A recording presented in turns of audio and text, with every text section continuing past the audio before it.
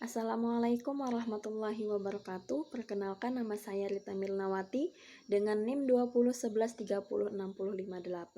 Di sini saya akan menjelaskan sedikit materi tentang proses terjadinya gelap dan terang dalam fotosintesis. Langsung saja. Proses fotosintesis terjadi pada kloroplas, di mana kloroplas ini tersusun atas bagian disebut sebagai grana, dan cairannya yang disebut stroma. Nah, grana sendiri merupakan tumpukan tilakoid.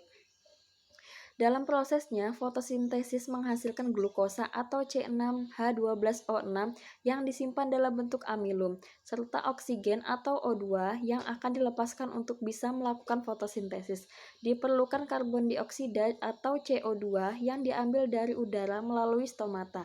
Selain itu, diperlukan juga air atau H2O yang diambil dari tanah oleh akar, lalu didistribusikan ke daun melalui silem.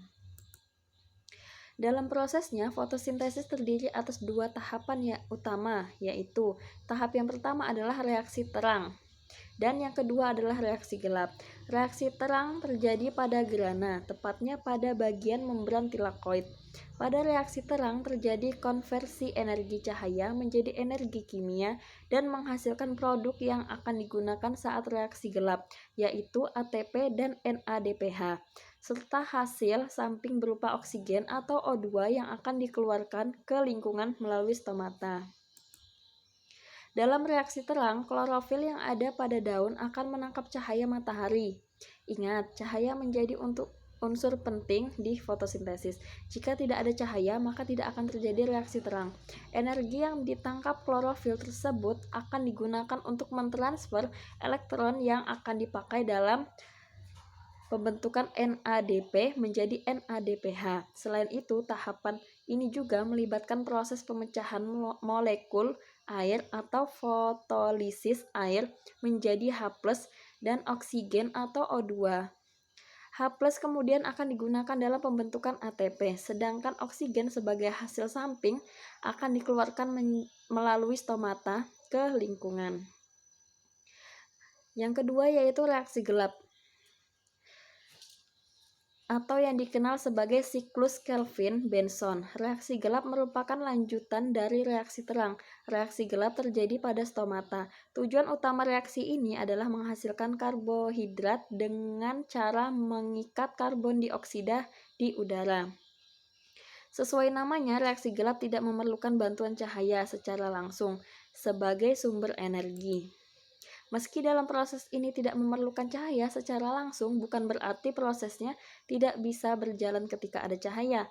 Asalkan senyawa-senyawa yang dihasilkan pada reaksi terang sebelumnya, yaitu NADPH dan ATP, tersedia, maka proses ini dapat terus berlangsung.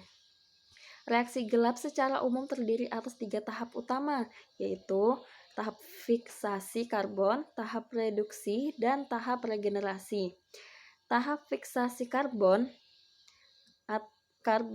dioksida atau CO2 akan diikat oleh enzim Rubisco untuk digabungkan dengan RuBP. Selanjutnya, terbentuklah atom karbon yang labil dan akan segera memecah menjadi 3 fosfogliserat atau PGA.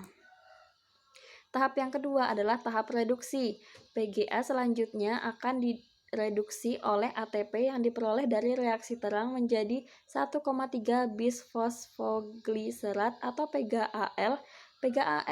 PGAL kemudian akan direduksi lagi oleh NADPH yang juga diperoleh dari reaksi terang menjadi gliseraldehid 3 fosfat atau G3P. Yang terakhir adalah tahap regenerasi. Pada tahap regenerasi selanjutnya, G3P yang dihasilkan akan dibawa untuk membentuk glukosa dan sebagian besarnya akan digunakan kembali untuk membentuk RuBP dengan bantuan ATP. Sekian penjelasan dari saya, kurang dan lebihnya saya mohon maaf. Wabillahi taufiq wal hidayah. Wassalamualaikum warahmatullahi wabarakatuh.